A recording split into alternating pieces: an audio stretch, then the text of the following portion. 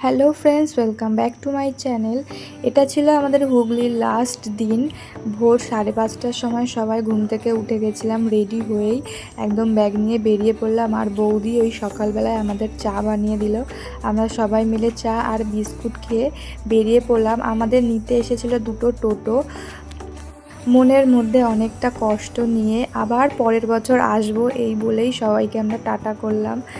এই বছরেই আমরা সবথেকে বেশি দিন ছিলাম আর প্রচুর মজা করেছি। আমাদের টিমটাকেই আমি সবথেকে বেশি মিস করি। সারা দিন এখানে ওখানে কত ঘুরে বেরিয়েছি, কত মজা করেছি। ওদেরও সবার খুব কষ্ট হচ্ছিল। আসছে বছর আবার হবে এটা ভেবেই বাড়ির দিকে সবাই রওনা দিলাম। তারপরে আমরা চলে আসলাম হুগলি নদীতে। দেখলাম এখনও ট্রলার আসেনি। তারপরে আমি আর মামা এক কাপ চা খেয়ে নিলাম।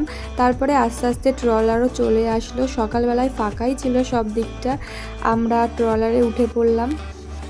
এই ট্রলারটা সারাদিন চলে, 1 ঘন্টা পর পর আসে একটা পাড়ে। পাশে ব্রিজও আছে, কিন্তু যারা এই ভিতরের গ্রামগুলোতে থাকে তারা নৌকায় করেই পারাপার হয়। এখানে সাইকেল, মোটর সাইকেল সব কিছুই পারাপার হয়। এখানে এসে দেখলাম বেশিরভাগ মানুষেরা সকালবেলায় জমি থেকে সব সবজি তুলে নিয়ে যাচ্ছে হাটে বিক্রি করতে বা বাজারে বিক্রি করতে। আর আমরা অন্য পারে এসে দেখছি সবাই দাঁড়িয়ে আছে, তারা ওই পারে যাওয়ার জন্য এখানে লাইন দিয়ে দাঁড়িয়ে আছে। এরপরে আমরা টোটোতে উঠে পড়লাম। টোটোতে করে চলে গেলাম চাকদা স্টেশনে। তারপরে চাকদা স্টেশন থেকে রানাঘাট স্টেশনে।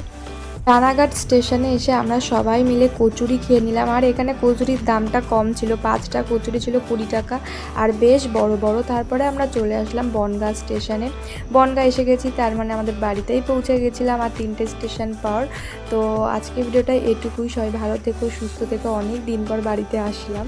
টাটা।